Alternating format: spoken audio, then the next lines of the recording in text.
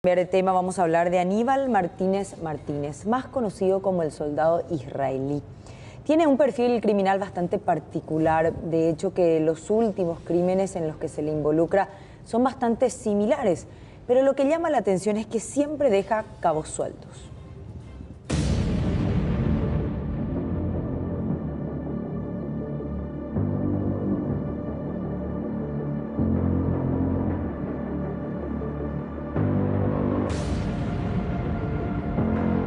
Aníbal Martínez Martínez fue detenido el jueves último en su casa del barrio San Pablo, cuando la esposa del abogado Lucilos Cardoso, quien desapareció, lo buscó por el rastreo satelital del vehículo.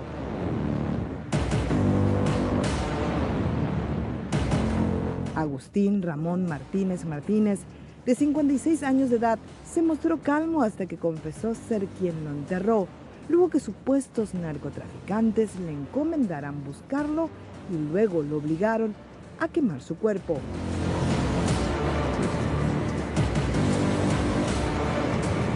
Esta característica es similar en otros 4 casos ocurridos en Paraguay y en Argentina, donde revela un patrón de conducta y lo convierten quizás en uno de los presuntos criminales más sanguinarios del Paraguay de la historia reciente.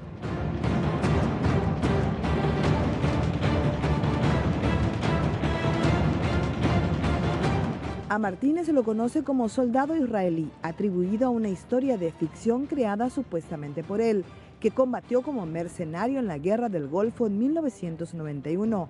En aquel entonces, soldado israelí se hacía reconocer con los motes de Yael Yamil Oskiski o Freshman. El comisario principal, Fabio Sanabria, estaba en el Departamento de Inteligencia de la Policía Nacional la primera vez que fue arrestado. Año 1993. Ya tenía una causa en la Argentina, en un caso de un crimen que lo había asesinado, en este caso a un capataz de una estancia, que era este ciudadano Pascual Pedro Bianco, y lo había herido también en ese momento a la esposa, a la mujer de este señor, a este capataz, la señora Nélida Orrato. Esta persona fue condenado a 8 años de cárcel en la Argentina y aparentemente había organizado una fuga. Él lo tomó a un guardia de rehén, lo había desarmado e hiriendo a otras personas, y él pudo obtener su fuga en ese momento. Todo el 94, donde fue víctima este señor Miguel Ángel Flores. Esta persona fue acribillado a tiros en un camión repartidor de mercaderías. Posteriormente fue quemado en ese camión furgón.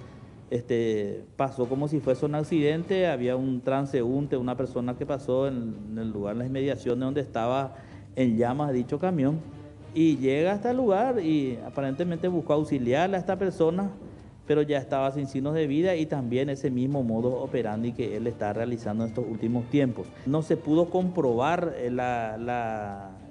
que de dicho caso él había participado, no se tenía una certeza de cuándo eso, ¿verdad?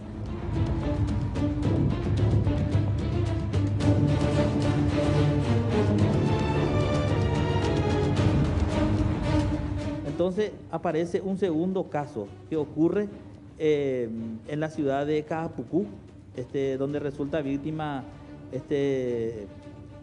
Ignacio Antonio Vargas, específicamente en la ciudad de Quindú. Esta persona es un ganadero, dueño de una estancia POA. Este señor cumplía funciones de seguridad, de guardaespaldas del mismo, y era una especie de secretario. Este ganadero, bueno, también lo había asesinado a esta persona utilizando el mismo modus operandi. También se había hecho pasar por un testigo del atentado de la AMIA. Así su extradición se agilizó, pues supuestamente tenía datos de los autores. Lo buscan involucrar en esa causa. No se tuvo ninguna certeza de que realmente participó ahí, porque él mismo también habla y comenta cosas de esa laya. En los 5 casos, las víctimas fueron asesinadas con disparos de arma de fuego. Fueron incineradas a tal punto que reconocerlos fue una verdadera hazaña para los criminalistas. Pero en todos estos hechos, él dejó pistas que conducían a los investigadores a la detención del hombre, como una rúbrica de su modus operandi. De dejar digamos, su marca o su huella que le permita identificar el tipo de hecho que él está llevando adelante. Entonces, sería una de las características de este tipo de personas. Es como decir esto lo hice yo, y entonces lo que hace es repetir patrones de conducta que digamos, de alguna u otra manera, donde él trata de dejar su identidad como responsable de esos hechos de homicidio en este caso.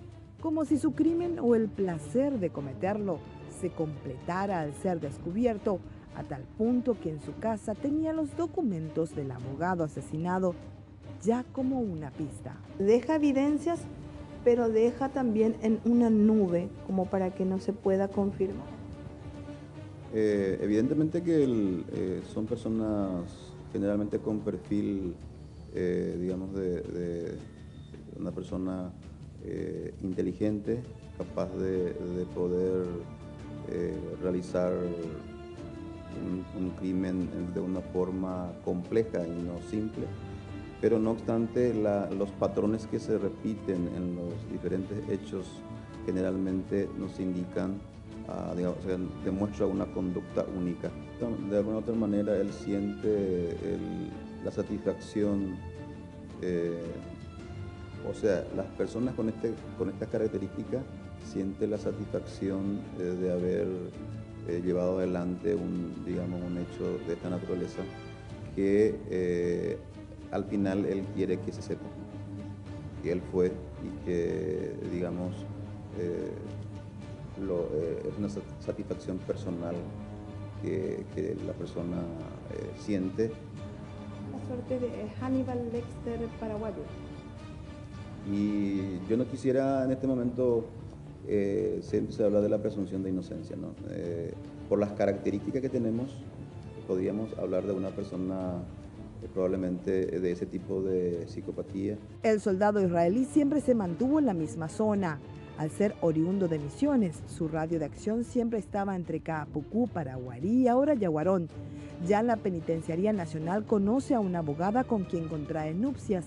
La familia de la misma era propietaria del sitio donde el abogado fue asesinado. La mujer falleció después del 2015 y habría sido quien colaboró para que en el 2015 sea liberado.